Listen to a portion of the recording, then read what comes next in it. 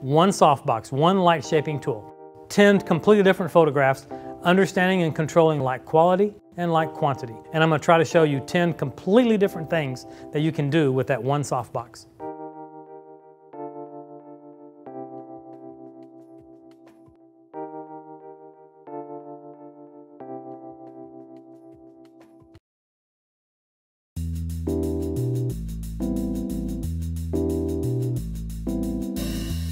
You know, so much about photography is understanding control of highlights and shadows. And if you can learn those two things, along with light quality and light quantity, then everything else is pretty easy. Mastering the tools is critical. You've got to know how your tools operate. You've got to know what you can do with these tools. But with one softbox, there's so much work that you can do. And in a case like this, I need a big shiny surface, which is this black plexiglass table. I need a shiny object like this jewelry, and be able to, with the distance of the softbox to the jewelry, be able to control this gorgeous, big, large, soft highlight. And in this case, pretty simple shot with one softbox, one piece of white poster board. And then my light, I'm using the Gemini 1000 Pro head from Bowens with the 100 by 140 softbox. And then it's got the built-in receiver for the Pocket Wizard. You know, on a shot like this, the first thing I want to do is establish what my exposure is going to be and where my main light's going to reside. And for me, it's over the top of the product and just slightly back. And there's two reasons for that. Number one, I'm throwing shadows forward slightly. It gives me a higher impact picture and less flat picture. And then second, it also gives me the ability, by having it at a little bit of an angle, to shoot sort of down on it a little bit, which gives me the ability for the background of the shot that's reflected in the black plexiglass to be the front skin or the front translucent fabric of the softbox. So I'm lighting my product and I'm creating a background at the same time with the one softbox. So it works beautifully. That's the toughest part, is getting that third dimension set up. Then bringing in the white card, the bounce card, right where you want it to where you fill in the shadows and bring around and kind of wrap that highlight down around underneath the side of the bracelet. I'll always meter with the dome aimed straight at the softbox, straight up from the same plane that the subject's sitting on.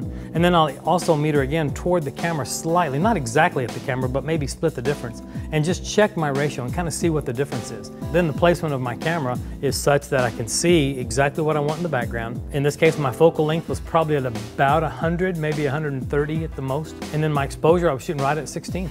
So that's what we were doing, and it worked out beautifully here.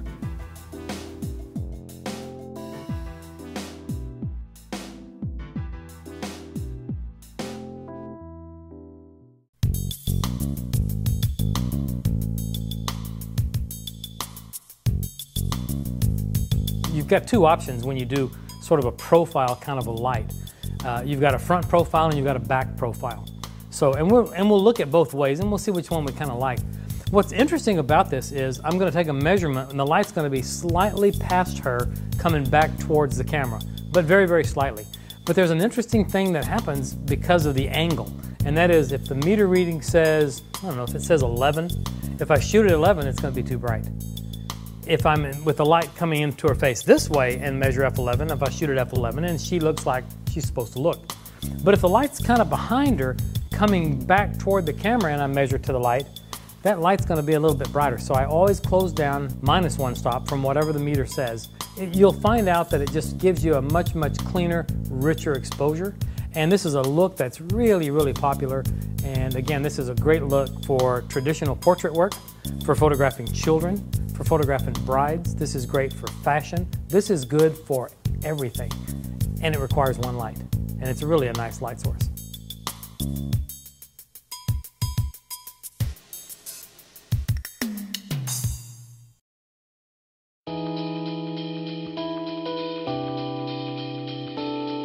Working with one light is the key here, and again, working with one light, and in this case just a small white reflector, you can really make a great picture here. And it's really funny that you can think about it this way. You can make a living with one light and one reflector. You can do amazing things with one light if you understand how that one light works, and that's what this whole series is about, being able to find all the unique things that you can do. This is just a typical beauty shot where I've got my main light up high, directly in line with the subject's nose. I don't want there to be a shadow going left or right from her nose. I want the shadow going straight down. So basically that light is directly in line with my lens and up at a 45 or so, and then that white reflector down below is just catching that and filling in the lower spots under the nose, under the chin, and under the eyes. It's that simple. But then I've got a smooth white wall, that's my background, that goes into a dark gray because I'm not lighting it. And it looks great. This is a picture that you can sell all day long, and it's not a very difficult picture. This is not about the difficulty level. It's about thinking it through as one of the options. And this is just another tool that goes in your back pocket. You can run into an executive's office and do the same picture on location and be out of somebody's office in 20 minutes. And that's what it's all about. If you have a home studio and you're working by yourself in particular and you don't have a lot of gear, this is an ideal setup because you don't have to have a lot of ceiling height. I just need to get above the model's nose with my light source. And I can bump up against the ceiling in a home studio and be fine. It doesn't require a lot of space. And that's the beauty of this. It requires a little bit of thinking. I just need some room to move and some distance between her and the background. The quality of this light is really, really flattering, and what it does, it really does smooth out imperfections in the skin. It does a great job with kind of enhancing cheekbones a little bit. The smaller the source, the more chiseled they become. Gabby's got great cheeks. She's got big, round, fun cheeks. And this light does a really nice job. It catches little highlights on her cheeks. But because of the size of the source, those highlights have detail and they're not blown out, they're not shiny looking. And that's the beauty of understanding size of source relative to its distance, because it does keep those highlights under control. One of the great benefits of the reflector is it just adds a little bit of density in the shadows. That's its only job. I'm not adding more light to the face. I'm changing my ratio from about a 5 or 6 to 1 ratio to about a 3 to 1 ratio. It's just a little bit more controlled. It still has a good solid direction to my main light, but I've got just a little bit more detail, if you will, in the shadows. And it just comes together well that way. It's not a very complicated picture, but again, it's one of many different things that you can do if all you have is just one light.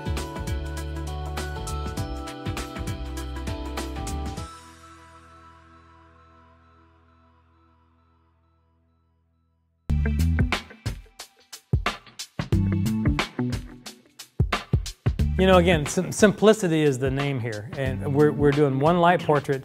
We're doing all these multiple things that's possible with one light. And so one of the things that I've noticed over the years is that there's more and more movie posters being done with what we used to call monster lighting.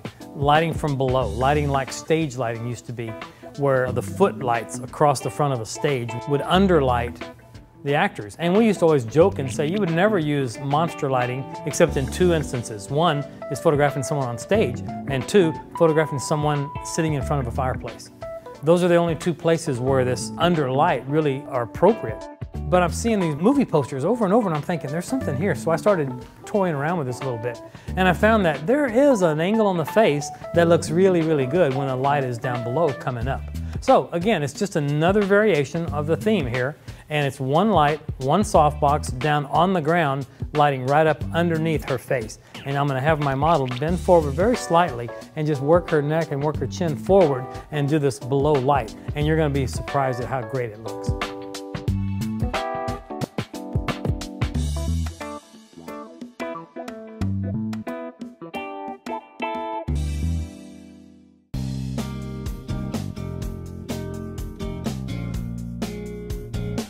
Working with one softbox, there's a lot of different options that you have, and I was thinking about the one thing that was missing, and that is, why don't we just use the softbox as our background?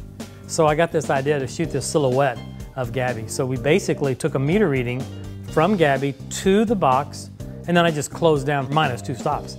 So I was reading f8, so I closed my aperture down to f16, and I got this killer profile.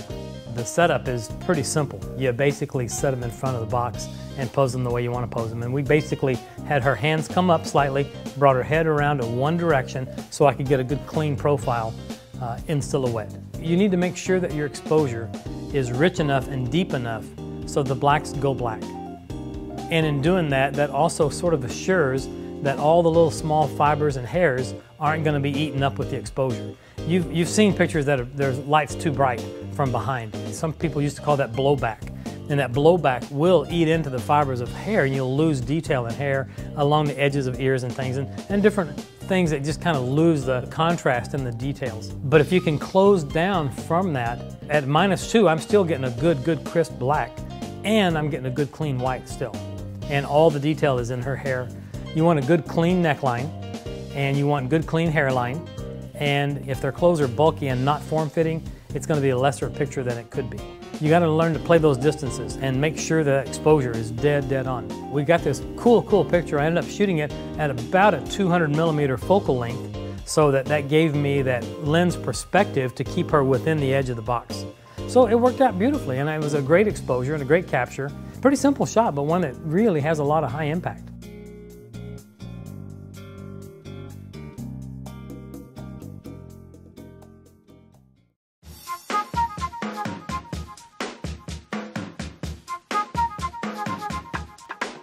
This picture is all about simplicity. This is a simple act of lighting my subject, getting her beautifully lit, nice light source, big quality, softbox, in close, but then just pivoting it slightly and lighting up my background at the same time. It gives me the added option. It's real simple. Spin it past a little bit, look at it and see if you like it. And if you've got a background that's going a little dark and you don't have a second light, this is a simple way to do it. Just rotate that, let her go within the softbox's area. She's basically second shot now. She's forward a little bit of the box, and the back half of the box is light in the background. It's real simple, and as long as I keep her lit about the same amount of the box, my exposure doesn't change. So the first shot I did, she's lit where the background is not lit. She's in the back third of the box. Well, in the last shot, she's in the front third of the box. So the exposure is exactly the same on her. But in the second shot, the background just appears to be about a stop and a half brighter. And that's all it is. It's real simple, but it's a way of adding a little bit of density in your backgrounds. For this shot, my light stand, my main light stand, is about 10 feet away from the wall, from that white wall in the background. So with no light on it, it goes into a dark gray. But by pivoting that light around, lighting half of her with it and the other half to the background, that background density starts coming brighter and brighter. So at 10 feet, I've got nice, good density as long as I'm getting about half of that softbox lighting the wall. It's real simple to make it go darker by just pivoting that light back toward her again. The trick here is to keep her eyes and keep her face worked back into the light. So often you want to turn your subject's shoulders away from the light and bring their head back. But with no light or no second light or no reflector, it works a lot better to just kind of bring their shoulders back into the light source and bring their head over just a little bit, and then just pivot it toward the background, and you got a great second light, and it didn't cost you a dime.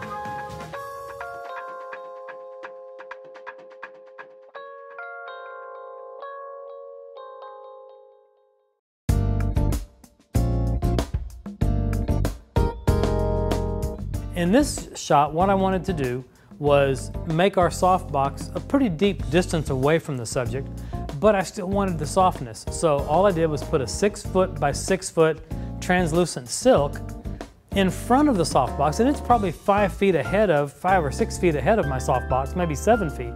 Once that silk is in place, everything changes. The light quality just changed dramatically to a very large source, almost like a big bay window in your home. It's really a great source, and as you open up for the loss of light from the density of that second layer of fabric, it makes your background shift brighter as well. So everything gets a little bit brighter, and it really cleans up the shot really nicely. You know, I teach a lot of lighting workshops, and students ask me all the time, I can only buy one light, what should I buy? And my answer is almost always the same: buy the biggest thing you can afford in light shaping, because you can always make it smaller by blocking some of it off or by backing it up.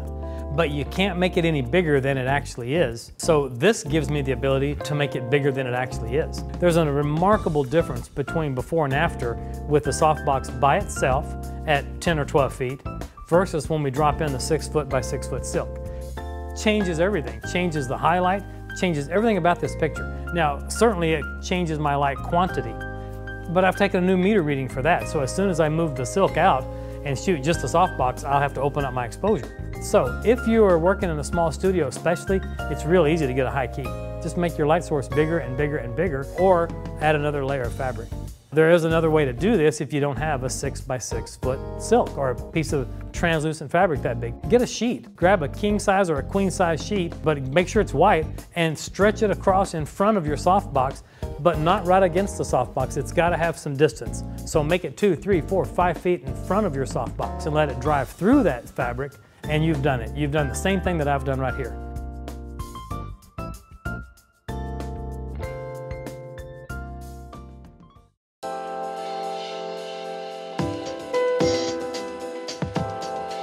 You know, we talked about that 6 foot by 6 foot silk and how the ability that we have to increase the size of our source.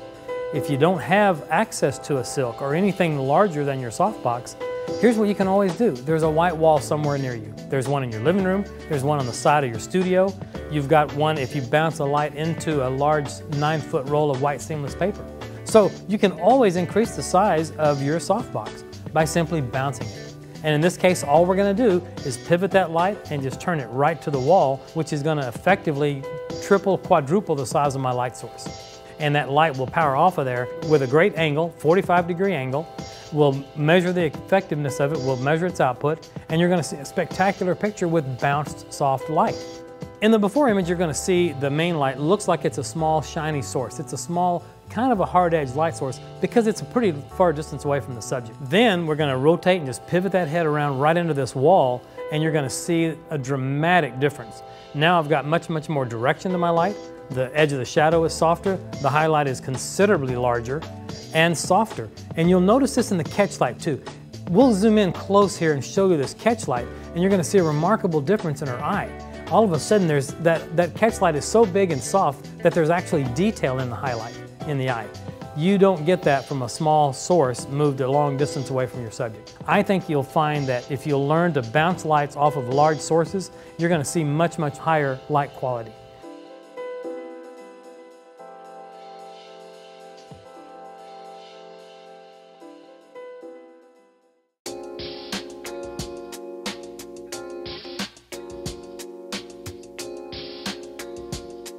One light, one softbox, and I've got to photograph a wine bottle, glass of wine, and make it sort of a beauty shot.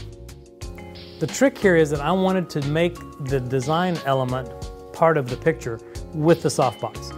So it can be done as long as you understand specular highlights and understand that what I like to think of as the efficiency of the surface to bounce light, the surface efficiency, or shiny black glass, shiny dark glass reflects perfect reflections.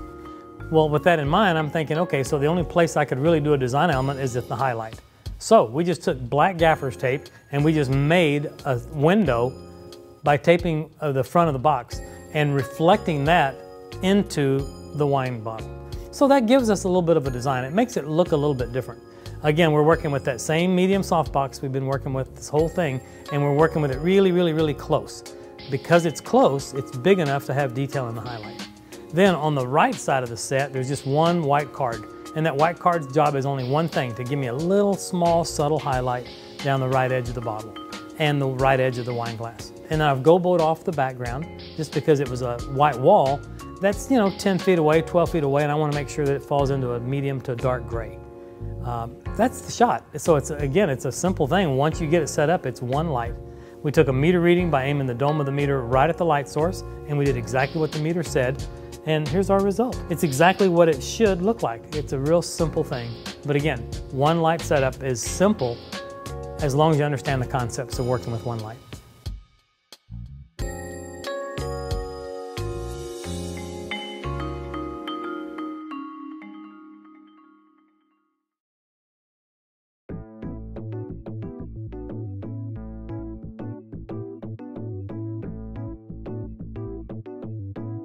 The goal is to take one light and light a group of people. I need to light 5 people, but I only have one light, and it's got to be off camera and it's got to be directional. But how do you do that and have the exposure consistent from one end all the way to the far end and have them look the same without having to do a lot of fixing in post-production? And the trick to doing this and pulling this off in a good, easy manner is how you place that light source. That's the trick. And once you place this in such a way that you're skimming past her on the first edge all the way across to the last edge, then stuff starts to happen and this all kind of comes together and it works beautifully. So we're going to try this and see what happens. We've got the talented Gabby. So here's the challenge that we've got today. What's fun about this shoot today, we don't have a group of people. And I had this idea for this group shot. Everybody's like, well, we don't have a group. Our executive producer said, can we just shoot the same person 5 times and composite her together? And I said, absolutely we can, but I'm not going to move my camera and I don't want to move that light and I'm not going to change my exposure.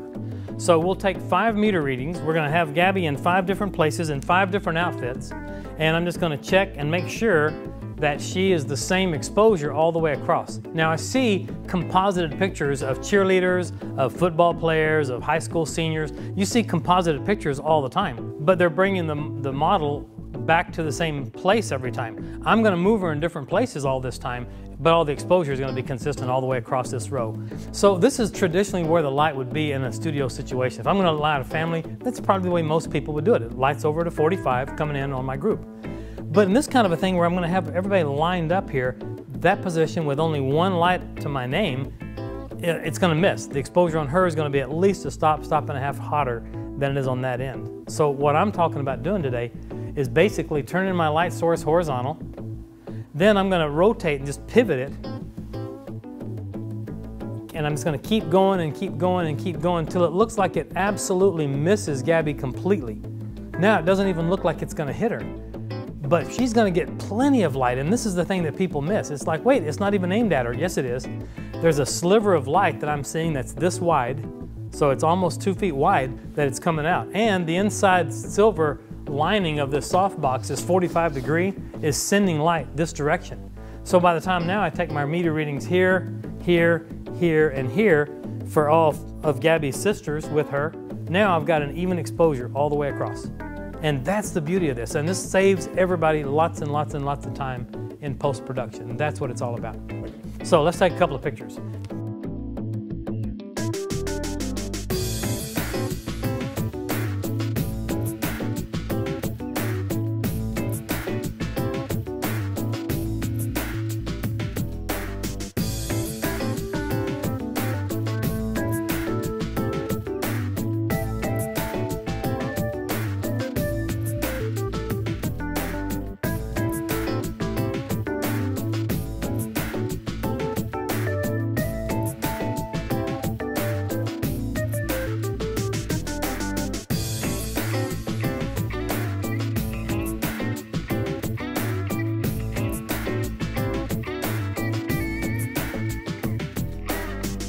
When you start out, you don't have a lot of money, you don't have a lot of equipment, you certainly don't have a lot of know-how or knowledge or history of knowledge and know-how. And so what you do is you start practicing and practicing and practicing. What we tried to do with this is create a lot of different looks, 10 different looks with one tool. And guess what? They're all professional looking images. They're images that you could sell to clients. They're images that you can make money from and put this work on your website and get you more work. Folks, with one softbox, you can make a lot of money in your career.